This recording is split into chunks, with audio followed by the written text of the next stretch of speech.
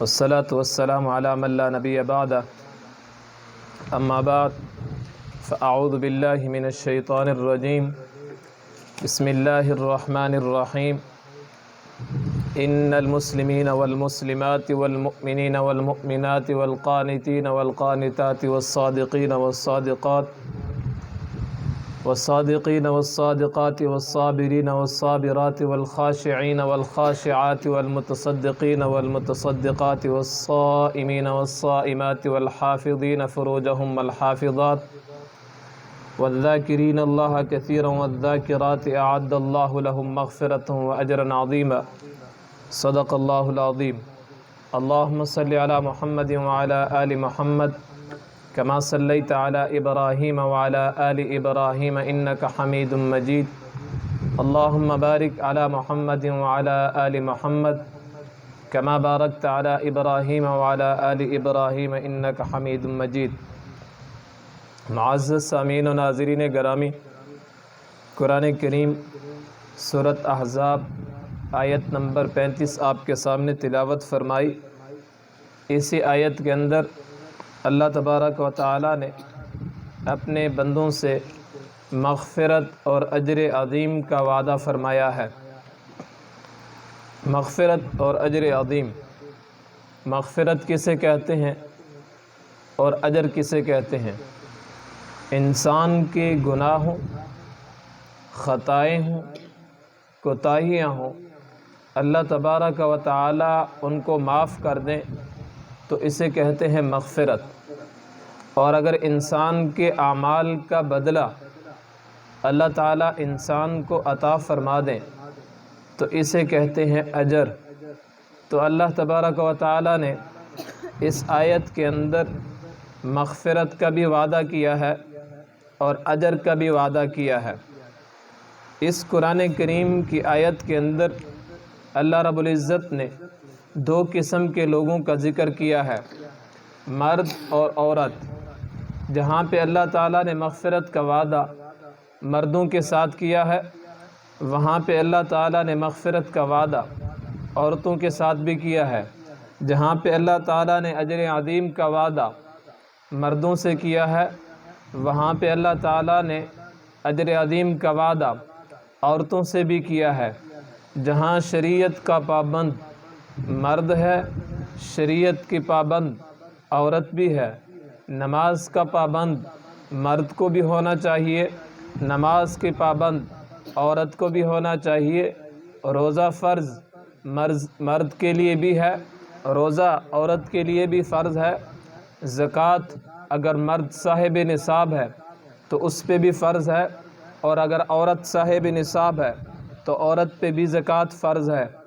یاد رہے، یہاں پہ ضمناً ایک مسئلے کو خوب دل کے کانوں سے سمجھ لیں کہ جو زکوٰۃ کی فرضیت ہوتی ہے ہر بندے پہ، چاہے وہ مرد ہے چاہے وہ عورت ہے، اگر صاحب نصاب ہے تو اسی پہ ہی فرض ہوگی۔ اگر مرد صاحب نصاب ہے تو زکوٰۃ مرد پہ فرض ہوگی، اور اگر عورت صاحب نصاب ہے تو فرض زکوٰۃ جو ہوگی عورت پہ ہوگی، نہ کہ اس کے شوہر پر ہوگی۔ البتہ اگر عورت کی طرف سے زکوٰۃ کی ادائیگی وہ اس کا شوہر کر دے تو یہ عورت کے شوہر کی طرف سے احسان ہوگا، اچھائی ہوگی، شگڑا ہوگا۔ لیکن اگر شوہر عورت کی طرف سے زکوٰۃ ادا نہیں کرتا تو وہ اس چیز کا ذمہ دار نہیں ہے کہ شوہر ہی عورت کے سونے اور باقی چیزوں کی زکوٰۃ کو ادا کرے گا۔ نہیں، اگر عورت صاحب نصاب ہے، اس کے پاس سونا چاندی یا نقدی سامان موجود ہے تو عورت خود اپنی زکوٰۃ ادا کرے گی۔ اس مسئلے کو خوب سمجھ لینا چاہیے۔ ہمارے ہاں عموماً یہی سمجھا جاتا ہے کہ بس میرا شوہر زکوٰۃ ادا کرے گا۔ نہیں، جس کے پاس سونا ہے زکوٰۃ اس کے ذمہ ہے۔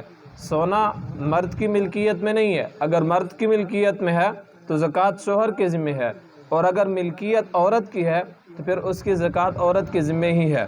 تو جن چیزوں کے اندر جو چیزیں مرد کے لیے ہیں تقریباً وہی چیزیں عورت کے لیے ہیں۔ البتہ جہاد ایک ایسی عبادت ہے جو مرد کے لیے فرض ہے لیکن عورت کے لیے نہیں ہے۔ عورت گھر کی چار دیواری کے اندر رہے، اپنے خاوند کی اطاعت اور فرما برداری کرے، یہ اس کے لیے بڑا جہاد ہے۔ لیکن مرد کے لیے مسجد میں با جماعت نماز ادا کرنا واجب ہے، عورت کے لیے گھر میں نماز پڑھنا واجب ہے، مسجد میں نہیں۔ جتنا ثواب مرد کو مسجد میں با جماعت نماز پڑھنے کا ملتا ہے، عورت گھر کے اندر جتنا چھپ کر نماز پڑھے گی اتنا ثواب اس کو ملے گا۔ عورت نام ہی پردے کا ہے، عورت کا معنی پردہ ہی ہے، تو عورت جتنا پردے کے اندر رہے گی اتنا ہی اس کو ثواب اور اتنا ہی اجر اس کو زیادہ ملے گا، اور جتنا پردے سے باہر آئے گی اتنا ہی اس کے اوپر آزمائشیں آئیں گی۔ دیکھیں، جو قیمتی چیز ہوتی ہے، قیمتی چیز کو ہمیشہ چھپا کر رکھا جاتا ہے، لوگوں کے سامنے نہیں رکھا جاتا۔ آپ دیکھ لیں، جو مٹھائی ہوتی ہے قیمتی چیز، اس کو لوگ چھپا کر رکھتے ہیں، اس کے اوپر جالی وغیرہ دیتے ہیں یا اس کو فریج کے اندر رکھتے ہیں اس کے اوپر مکھیاں وغیرہ نہ آ جائیں۔ اسی طرح جو ہیرے جواہرات ہوتے ہیں، سونا چاندی، اس کو بھی چھپا کر رکھا جاتا ہے، وہ اس کے اندر رکھیں گے، جو سونے کا بکس ہوگا، اس کے بعد پھر صندوق کا بھی تالا، پھر اس کمرے پہ بھی نظر رکھی جائے گی، کوئی اس کمرے کے اندر آ جا تو نہیں رہا کہ ہماری چوری نہ ہو جائے۔ تو قیمتی چیز کو ہمیشہ چھپا کر رکھا جاتا ہے۔ اور عورت، یہ بھی عورت ذات جو ہے ایک قیمتی چیز ہے، جتنا پردے کے اندر رہے گی اتنا ہی اس کے لیے عزت ہوگی، اتنا ہی اس کی آبرو حفاظت کے ساتھ رہے گی۔ اور اگر عورت کا نعرہ یہ ہو کہ میرا جسم میری مرضی، پھر جب اس کا جسم اس کی مرضی ہوگی تو پھر حالات آپ کے سامنے آئیں گے، پھر اللہ تعالیٰ کی طرف سے بھی آزمائشیں آئیں گی، پھر اللہ تعالیٰ کی طرف سے بھی امتحانات آئیں گے، پھر اللہ تعالیٰ کی طرف سے بھی عذاب آئیں گے۔ بہرحال جو آیت میں نے آپ کے سامنے پڑھی ہے، اس آیت کے اندر اللہ تبارک و تعالیٰ نے جو سب سے پہلی بات ذکر کی ہے، ان المسلمین والمسلمات، مسلمان مرد اور مسلمان عورتیں، والمؤمنین والمؤمنات، مومن مرد اور مومن عورتیں، یہاں پہ اللہ تعالیٰ نے اسلام اور ایمان کو الگ الگ ذکر کیا ہے۔ قرآن کریم کی باقی آیات کے اندر بھی اسی طرح اسلام اور ایمان کو الگ الگ ذکر کیا گیا ہے۔ فَأَخْرَجْنَا مَنْ كَانَ فِيهَا مِنَ الْمُؤْمِنِينَ فَمَا وَجَدْنَا فِيهَا غَيْرَ بَيْتٍ مِنَ الْمُسْلِمِينَ، اور اسی طرح اللہ تعالیٰ نے قرآن کریم کے اندر سورۃ حجرات کے اندر فرمایا، قالت الاعراب آمنا قل لن تؤمنوا ولكن قولوا اسلمنا۔ اسلام اور ایمان کو الگ الگ ذکر کیا گیا ہے۔ حضرت جبریل علیہ السلام رسول اللہ صلی اللہ علیہ وسلم کے پاس آئے تو حضور صلی اللہ علیہ وسلم سے سوال کیا، اخبرنی عن الاسلام، یا رسول اللہ مجھے اسلام کے بارے میں خبر دو، اسلام کیا ہے؟ تو رسول اللہ صلی اللہ علیہ وسلم نے جواب دیا، ان تشهد ان لا الہ الا اللہ وان محمد الرسول اللہ وتقیم الصلاۃ وتؤتی الزکاۃ وتصوم رمضان وتحج البیت ان استطاع الیہ سبیلا۔ رسول اللہ صلی اللہ علیہ وسلم نے فرمایا کہ اسلام یہ ہے کہ تو اس بات کی گواہی دے کہ اللہ کے سوا کوئی عبادت کے لائق نہیں، محمد صلی اللہ علیہ وسلم اللہ کے رسول ہیں، اور نماز کو قائم کر، زکوٰۃ ادا کر، روزہ رکھ، اور اگر استطاعت ہو تو حج ادا کر۔ پھر یہاں پہ اسلام کے ارکان بھی بتائے گئے، کلمے کی کیا کرنا، گواہی دینا، اور دوسری بات نماز کی پابندی کرنا، تیسری چیز زکوٰۃ ادا کرنا، چوتھی چیز روزے رکھنا، پانچویں چیز ہے حج بیت اللہ، اللہ تعالیٰ کے گھر کا حج کرنا اگر استطاعت ہو۔ پھر حضرت جبریل علیہ السلام نے رسول اللہ صلی اللہ علیہ وسلم سے سوال کیا، فَأَخْبِرْنِي عَنِ الْإِيمَانِ، ایمان کے بارے میں مجھے بتائیے۔ تو رسول اللہ صلی اللہ علیہ وسلم نے فرمایا، أَن تُؤْمِنَ بِاللَّهِ وَمَلَائِكَتِهِ وَكُتُبِهِ وَرُسُلِهِ وَالْيَوْمِ الْآخِرِ وَتُؤْمِنْ بِالْقَدْرِ خَيْرِهِ وَشَرِّهِ۔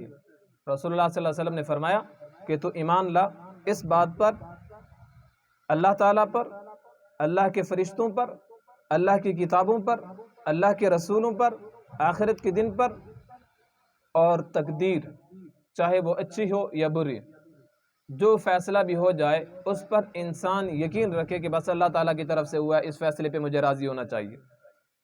رسول اللہ صلی اللہ علیہ وسلم نے اسلام کی تعریف الگ فرمائی اور ایمان کی تعریف الگ فرمائی۔ مزید وضاحت کے ساتھ، ہم جب نماز جنازہ میں دعا مانگتے ہیں، کبھی آپ نے غور کیا ہے، ہم کہتے ہیں آخر میں پہلے میت کے لیے دعا مانگتے رہتے ہیں، پھر آخر میں ہم کہتے ہیں اللہم من احییتہ منا فاحیہ علی الاسلام ومن توفیتہ منا فتوفہ علی الایمان۔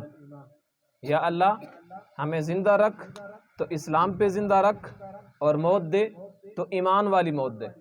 کبھی ہم نے کہا ہے یا اللہ اسلام والی موت دے؟ ایمان والی موت مانگتے ہیں، اسلام والی موت کیوں نہیں مانگتے؟ وجہ کیا ہے؟ اسلام اور ایمان میں فرق کیا ہے؟ دل سے ماننے کو ایمان کہتے ہیں اور ظاہر اطاعت کو اسلام کہتے ہیں۔ دوسرے الفاظ میں کہ ایمان کا تعلق انسان کے دل کے ساتھ ہے اور اسلام کا تعلق انسان کے ظاہری جسم کے ساتھ ہے۔ نماز پڑھے گا، روزہ رکھے گا، حج کرے گا، جہاد کرے گا، تبلیغ کرے گا، درس و تدریس کرے گا، قرآن پڑھے گا، تلاوت کرے گا، درس کے اندر بیٹھے گا، بیان سنے گا، تعلیم سنے گا، یہ انسان کے ظاہری جسم کے ساتھ ہیں۔ اور ایمان کا تعلق انسان کے دل کے ساتھ ہوتا ہے۔ انسان کا ایمان چھپا ہوا ہوتا ہے دل کے اندر، دل سے اس کی تصدیق کرنا، زبان سے اقرار کرنا اور دل سے اس زبان کے اقرار والی بات کی تصدیق کرنا، اس چیز کا نام ایمان ہے۔ تو ایمان ہم جب دعا مانگتے ہیں اللہم من احییتہ منا فاحیی علی الاسلام، یا اللہ زندگی ہو تو اسلام والی زندگی ہو، فرما برداری والی ہو، کہ میں نمازیں بھی پڑھتا رہوں، روزے بھی رکھتا رہوں، حج بھی کرتا رہوں، زکوٰۃ بھی دیتا رہوں، یہ سارے اعمال، یہ سارے اسلام کے ارکان، ان پہ میں عمل کرتا رہوں۔ وَمَن تَوَفَّيْتَهُ مِنَّا فَتَوَفَّهُ عَلَى الْإِيمَانِ، اور جب مجھے موت دے تو موت ایسی حالت میں دے کہ میرے دل میں ایمان صحیح سلامت ہو، ایمان والی موت ہو۔ دیکھیں کچھ خوش قسمت لوگ ایسے ہوتے ہیں جن کو ایسی موت آ جاتی ہے کہ وہ سجدے کی حالت میں ہو۔ خوش قسمت ایسے ہوتے ہیں دوران حج انہیں موت نصیب ہو جاتی ہے، اور کچھ خوش قسمت ایسے ہوتے ہیں میدان جنگ میں کفار کے ساتھ لڑتے ہوئے انہیں شہادت کی موت نصیب ہو جاتی ہے، جسے قرآن کریم نے موت کہنے سے بھی منع کیا کہ انہیں مردہ بھی مت کہو۔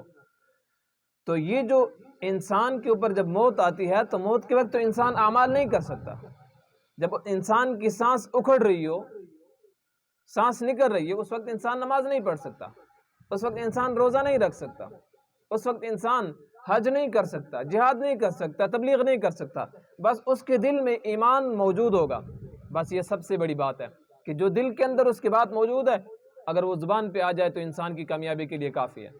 سب سے بہترین چیز اور سب سے اچھا عمل جو ہے وہ یہ ہے کہ انسان کا آخری انجام جو ہے وہ اچھا ہو جائے، خاتمہ ایمان پر ہو جائے۔ کہتے ہیں نا خاتمہ ایمان پر ہو جائے، دعا کرو اللہ تعالیٰ خاتمہ ایمان پہ کرے۔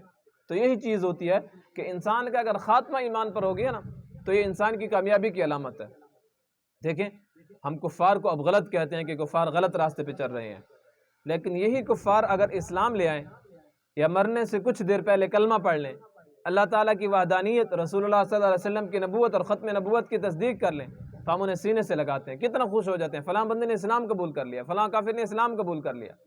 وجہ کیا ہے کہ ساری زندگی انسان گناہوں کا نہیں کہہ رہا، کفر کا کہہ رہا ہوں، ساری زندگی انسان کفر میں گزارے، اس کے بعد توبہ طیب ہو کر کلمہ پڑھ لے، اللہ تعالیٰ پچھلے سارے گناہ معاف کر دیتے ہیں۔ تو اگر انسان کی زندگی گناہوں میں گزر رہی ہو اور انسان اگر اپنے گناہوں سے توبہ کر لے تو جب اللہ تعالیٰ کافر کو بخش رہے ہیں، اللہ تعالیٰ مسلمان کو نہیں بخشیں گے۔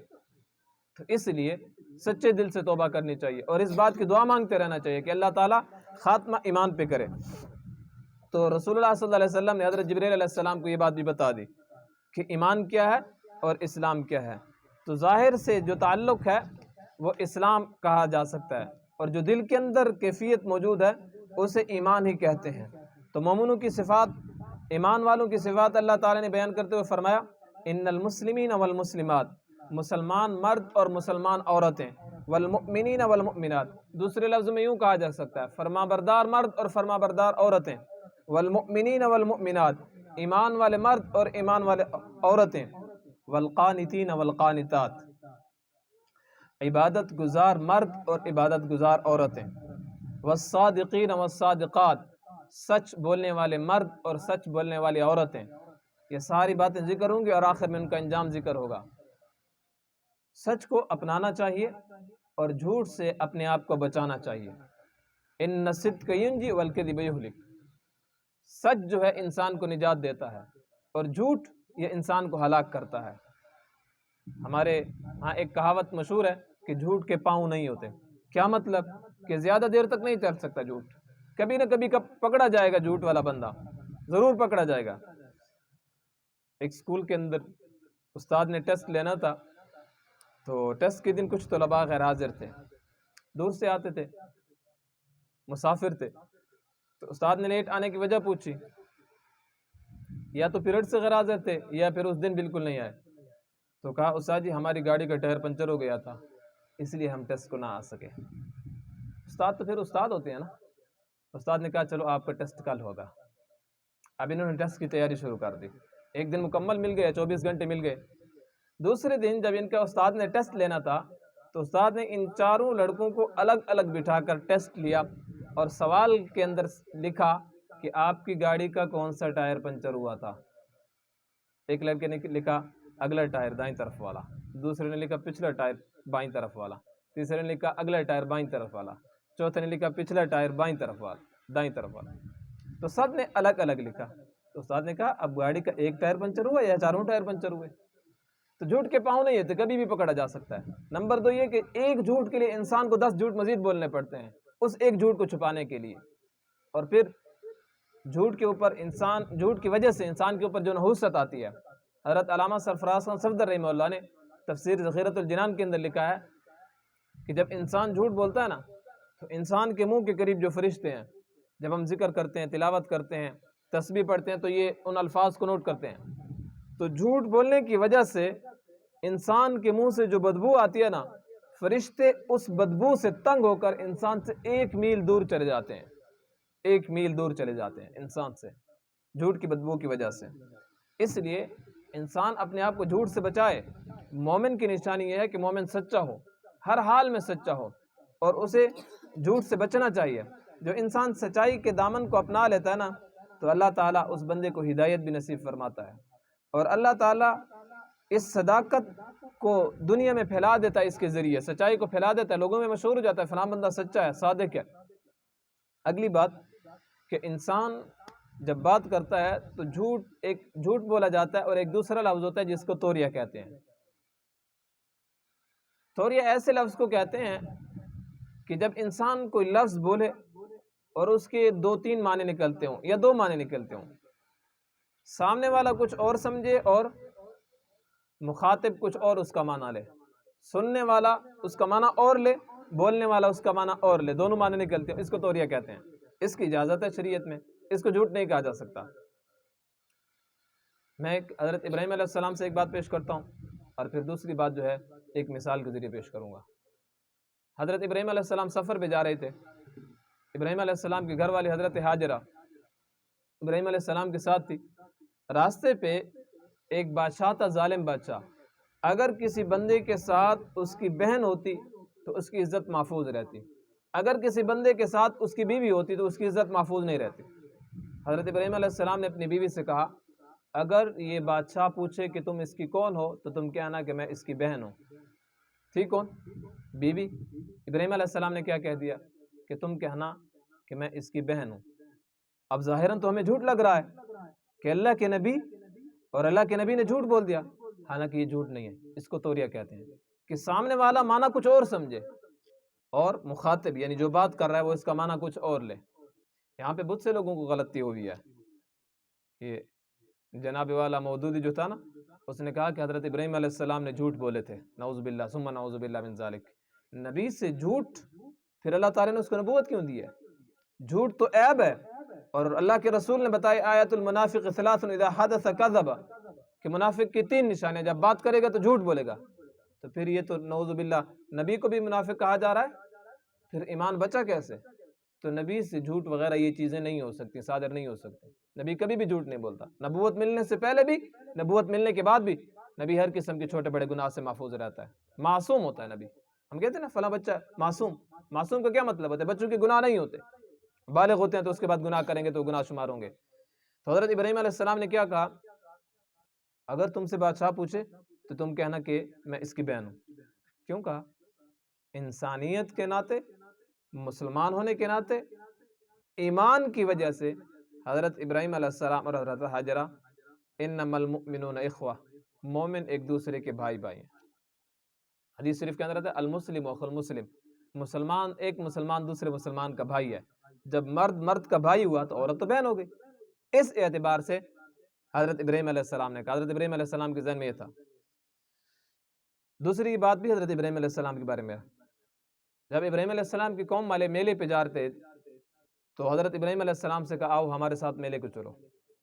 ابراہیم علیہ السلام نے یوں ستاروں کی طرف دیکھا اور کہا کہ میں تو بیمار ہوں۔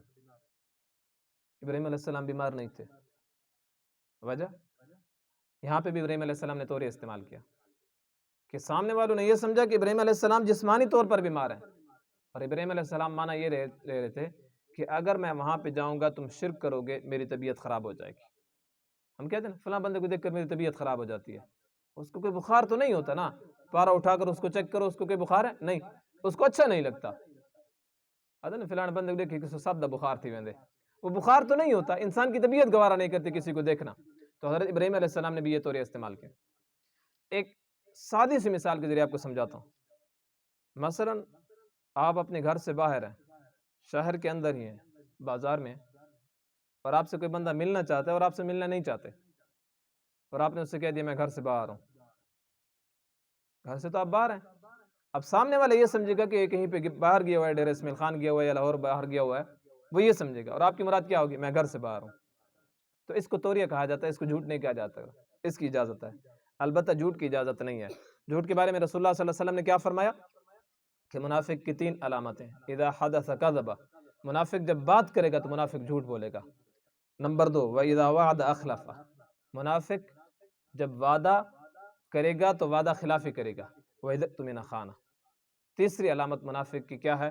جب اس کے پاس امانت رکھی جائے گی تو امانت میں خیانت کرے گا۔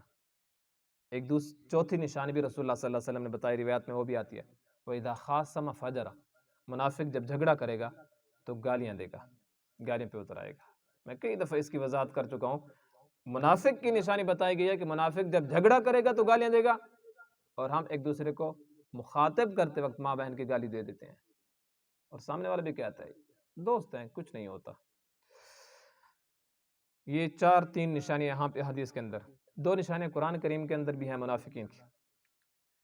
وَلَا يَأْتُونَ الصَّلَاةَ إِلَّا وَهُمْ كُسَالَىٰ، نماز کو نہیں آتے، آئیں گے تو سستی کے ساتھ آئیں گے، بوجھ سمجھ کر نماز پڑھیں گے۔ جیسے بعض طالب علموں کی، بعض بچوں کی عادت ہوتی ہے کہ باپ کے لیے نماز پڑھ رہا ہوں، استاد کے لیے نماز پڑھ رہا ہوں۔ میں اکثر اپنے شاگردوں کو کہتا رہتا ہوں، نماز نہ میرے لیے پڑھو، نہ اپنے والد کے لیے، نہ والدہ کے لیے پڑھو، اللہ کے لیے پڑھو، اللہ کی رضا کے لیے پڑھو کہ میں نے اللہ کو جواب دینا ہے، اور اللہ کے لیے میں نماز پڑھ رہا ہوں۔ یہ نہیں کہ میں نہیں پڑھوں گا تو استاد مجھے سزا دے گا، نہیں پڑھوں گا تو والد مجھے ڈانٹے گا، بھائی مجھے مارے گا، نہیں، اللہ کی رضا کے لیے میں نے اپنی نمازوں کا حساب اللہ کو دینا ہے، والد کو نہیں دینا، بھائی کو نہیں دینا، استاد کو نہیں دینا اس کا حساب۔ تو منافق کی ایک نشانی قرآن کریم کے اندر یہ بھی ہے کہ سستی کے ساتھ نماز کھو جائے گا۔ ایک نشانی یہ بھی ہے، 5ویں نشانی، وَلَا يَذْكُرُونَ اللَّهَ إِلَّا قَلِيلًا، اللہ کا ذکر نہیں کریں گے، کریں گے تو بہت تھوڑا کریں گے۔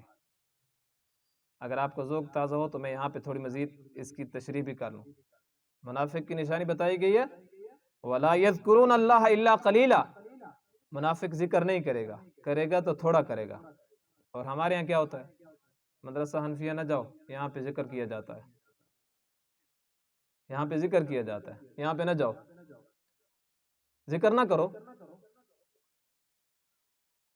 منافق کی نشانی بتائی گئی ہے ذکر تھوڑا کرے گا، اور ہم ذکر سے منع کرتے ہیں، تو کس زمرے میں آئیں گے؟ کس زمرے میں آئیں گے؟ ذرا خود سوچ لیں، خود اپنے گریبان کے اندر انسان جھانک لے کہ ایک بندہ اللہ کا ذکر کر رہا ہو اور اس بندے کو اللہ کے ذکر سے روکا جائے کہ ذکر کو تم نہ جاؤ۔ یہ اللہ کے دین سے روکنا نہیں ہے۔ وَمَنْ أَظْلَمُ مِمَّنْ مَنَعَ مَسَاجِدَ اللَّهِ أَنْ يُذْكَرَ فِيهَا اسْمُهُ، کاش کہ ایسے لوگوں نے قرآن پڑھا ہوتا۔ ہم قرآن سے بہت دور چلے گئے ہیں کہ ہم نے قرآن کو پڑھنا چھوڑ دیا، یا پڑھا ہے تو اس کو سمجھا نہیں ہے۔ قرآن کریم کی آیتیں چیخ چیخ کر بتا رہی ہیں وَمَنْ أَظْلَمُ، اس قرآن کریم کی آیت کے اندر اللہ تعالیٰ نے کیا فرمایا؟ اس بندے سے بڑا ظالم کون ہوگا؟ مِمَّن مَنَعَ مَسَاجِدَ اللَّهِ أَنْ يُذْكَرَ فِيهَا اسْمُهُ، کہ جو بندہ مساجد میں اللہ تعالیٰ کا ذکر کرنے سے کسی کو روکے۔ یہ آیت سامنے نہیں ہے، فضائل اعمال کی حدیث نہیں، باقی اگر حدیث عربی حدیث کی نہیں آتی تو فضائل اعمال کی حدیث اٹھا لیں۔ رسول اللہ صلی اللہ علیہ وسلم نے فرمایا اتنا ذکر کرو، اتنا ذکر کرو کہ لوگ تمہیں دیوانہ کہیں، مجنون کہیں، پاگل کہیں، اتنا ذکر کرو۔ یہاں پہ اس آیت کے اندر بھی آ رہا ہے وَالذَّاكِرِينَ اللَّهَ كَثِيرًا وَالذَّاكِرَاتِ، زیادہ ذکر کرنے والے مرد، زیادہ ذکر کرنے والے عورتیں، یہ اللہ تعالیٰ کو پسند ہے۔ اللہ کے نبی نے یہ بتایا، اللہ کے قرآن نے یہ بتایا ذکر زیادہ کرو، اور پتہ نہیں شیطان نے کون سی پٹی پڑھا دی کہ ذکر سے بھی روکا جاتا ہے. ذکر گناہ سے نہیں روکیں گے، گناہ سے نہیں روکیں گے، کیونکہ وہاں پہ ان کی بات نہیں بنتی. گناہ سے روکیں گے وہ تو صحیح راستہ ہوگا نا، صحیح راستے سے لوگوں کو روکیں گے. ایسے لوگ جو ذکر سے لوگوں کو روکتے ہیں، جیسے ہمارے استاد جی نے کہا تھا نا کہ ان کے سر پہ قرآن رکھوا کے ان سے پوچھیں کہ اگر آپ کہتے ہیں کہ ذکر بالجہر بلند آواز سے ذکر کرنا اگر یہ جائز نہیں ہے تو آپ آہستہ آہستہ کتنا ذکر کرتے ہو؟ قرآن سر پہ رکھ کے بولو. تو یہ نہیں بتا سکیں کہ میں نے آج کتنا ذکر کیا، کتنی تسبیحات پڑھی ہیں. تو اگر ان کے سر پہ بندہ قرآن رکھوا کے پوچھو کہ تم یہ جو ذکر سے منع کرتے ہو، گناہوں کی طرف جانے والے کتنے لوگوں کو تم نے منع کیا ہے؟ جو بندہ فلم دیکھنے کے لیے جا رہا تھا آپ نے منع کیا، میلہ دیکھنے کے لیے جا رہا تھا آپ نے منع کیا، کبڈی دیکھنے کے لیے جا رہا تھا آپ نے منع کیا، کشتی وہاں پہ جہاں پہ انسان کے فرض ننگے ہوتے ہیں، وہاں پہ الناظر والمنظور الیہ، جس بندے کے جسم نظر آ رہا ہو اور جو بندہ دیکھ رہا ہو دونوں پر اللہ تعالیٰ کی لعنت ہے. وہاں پہ آپ نے منع کیا. منع کیا جائے گا تو دینی کاموں سے منع کیا جائے گا. کاش کہ کچھ احادیث کا مطالعہ ہوتا، کاش کہ کچھ قرآن پڑھا ہوتا. یہاں تو منافق کی نشانی بتائی گئی ہے، ذکر تھوڑا کرے گا. منافق کرتا تو ہے، منافق ذکر کرتا تو ہے، اور جہاں پہ ذکر سے روکا جاتا ہے اپنے گریبان کے اندر جھانک لیا جائے. اور میں اکثر کہتا ہوں کہ ذکر سے انسان نہیں بھاگتا. کون بھاگتا ہے؟ بولیں، کون بھاگتا ہے؟ شیطان بھاگتا ہے. تو انسان کو ذکر سے بھاگنا نہیں چاہیے، ذکر کے قریب آنا چاہیے، ذکر کے قریب آنا چاہیے. شیخ زکریا رحمۃ اللہ علیہ نے اللہ تعالیٰ ان کی قبر کو جنت کا باغ بنائے، وہاں جنت کے باغوں میں بھی ہے. شیخ زکریا رحمۃ اللہ علیہ کی قبر کہاں پہ ہے؟ رسول اللہ صلی اللہ علیہ وسلم کے روضہ مبارک کے ساتھ ہے، جنت البقیع کے اندر ہے.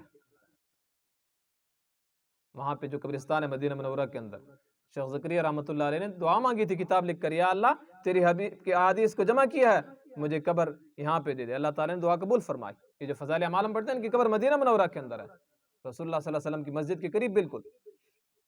اللہ تعالیٰ نے قبول فرمائی. تقریباً 200 سے زیادہ صفحات یہ ذکر کی فضیلت پر ہیں. آپ سنتے ہوں گے ہمارے تبلیغ والے حضرات تعلیم کرتے ہیں، فضائل ذکر سے بھی کرتے ہیں، فضائل نماز سے بھی کرتے ہیں، اور فضائل روزہ سے بھی ہوتا ہے، فضائل قرآن بھی ہوتا ہے. ہر حصے سے، ہر پارٹ سے، ہر باب سے ایک ایک حدیث کی تعلیم کی جاتی ہے. وہاں پہ شیخ زکریا رحمۃ اللہ علیہ نے کتنی حدیث نقل کی ہیں، کاش کہ ان کو پڑھ لیا جاتا. اور ذکر سے انسان کو نہیں بھاگنا چاہیے. میں کسی بندے کا نام لے کر کسی کو ہٹ نہیں کروں گا، کسی کا نام لے کر اس کو وقت اور ویلیو نہیں دوں گا. تندیے باد مخالف سے نہ گھبرا اے عقاب، یہ تو چلتی ہے تجھے اور بھی اونچا اڑانے کے لیے.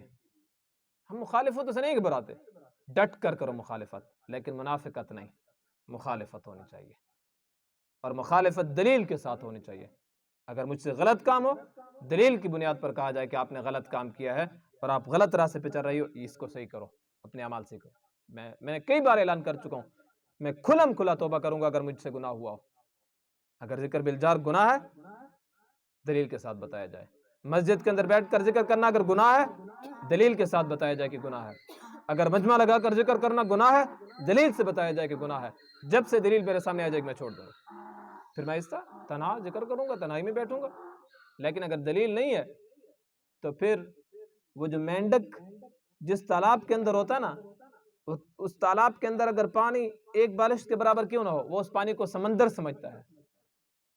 ان بیچاروں نے بھی اس دلیل کو سمجھا ہوا ہے کہ ایک دو لولی لنگڑی دلیل لے کر، جس کا نام سر ہوتا ہے جس کا نام پاؤں ہوتا ہے، بلند آواز سے ذکر کرنا امام ابو حنیفہ کے نزدیک جائز نہیں ہے. کون سی کتاب میں لکھا ہوا ہے جائز نہیں ہے؟ ذرا وہ کتاب ہمیں بھی دکھاؤ کہ امام ابو حنیفہ کی کتاب ہمارے اتنے اکابرین نے نہیں پڑھی. یہاں پہ اس وقت موجودہ وقت میں سب سے بڑے ہمارے پیر حضرت پیر ذوالفقار نقشبندی، اللہ تعالیٰ ان کی زندگی میں برکت عطا فرمائے. ابھی شیخ زکریا رحمۃ اللہ علیہ کے خلیفہ پیر عزیز الرحمان ہزاروی رحمۃ اللہ علیہ، جن کی وفات ہوئی ہے، جب مولانا فضل الرحمان کا اجتماع تھا، وہاں اجتماع میں لاکھوں کا مجمع تھا، بلند آواز سے ذکر کروایا گیا. کتنے علماء تھے، کسی نے تو منع نہیں کیا.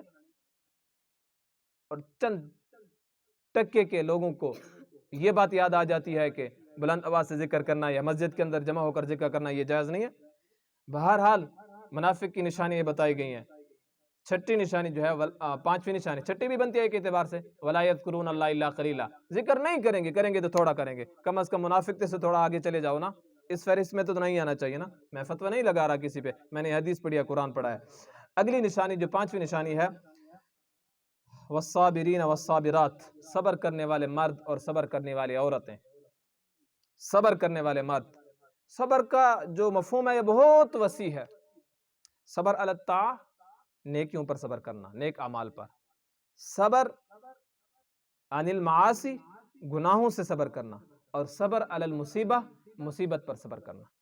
صبر علی الطاعہ، آپ نے صبح سویرے نماز کے لیے وضو کرنا ہے اور ٹھنڈی رات ہے، آپ کو سردی لگ رہی ہے، ٹھنڈے پانی سے آپ وضو کر رہے ہیں، لیکن میں اس ٹھنڈے پانی پہ صبر کر لوں گا، وضو کروں گا، نماز میں نے پڑھنی ہے۔ گرمی میں ظہر کے وقت آپ نماز کے لیے جا رہے ہیں، سخت گرمی ہے، دھوپ ہے، اور آپ کہہ رہے ہیں کہ نہیں میں جماعت کے ساتھ نماز پڑھوں گا، اس گرمی کو برداشت کر لوں گا، جہنم کی گرمی برداشت نہیں ہوتی۔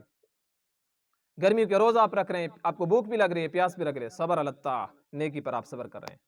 تبلیغ میں تکالیف آ گئی، آپ نے برداشت کی، صبر علی الطاعہ، نیکی پر صبر۔ جہاد میں ہے، آپ پر تکلیفیں آئیں، گرفتاری ہوئی، زخمی ہوئے، دشمن کی طرف سے الزامات لگائے گئے، پروپیگنڈے کیے گئے، آپ نے صبر کیا، صبر علی الطاعہ، نیکی پر صبر۔ دوسرا صبر عن المعصیہ، گناہوں سے اپنے آپ کو روکنا، صبر کرنا۔ شیطان کہتا ہے بد نظری کر لو، گناہ کر لو، گانا سن لو، فلم دیکھ لو، گناہ کر لو، ڈانس کر لو، یہ وہ چیزیں ہیں جو انسان کو گناہ کے قریب کرتی ہیں، حتیٰ کہ یہ چیزیں ایسی ہیں جو انسان کو زنا کے قریب کرتی ہیں۔ اور اللہ تعالیٰ نے فرمایا وَلَا تَقْرَبُوا الزِّنَا، وَلَا تَقْرَبُوا الزِّنَا، زنا کے قریب بھی مت جاؤ۔ یہ نہیں کہا کہ زنا مت کرو، زنا کے قریب بھی مت جاؤ۔ اور یہ چیزیں ایسی ہیں جو انسان کو زنا کے قریب کر دیتی ہیں۔ جب انسان ڈانس دیکھے گا، ظاہر سی بات ہے اس کے دل میں گناہ کا احساس پیدا ہوگا، زنا کا احساس پیدا ہوگا۔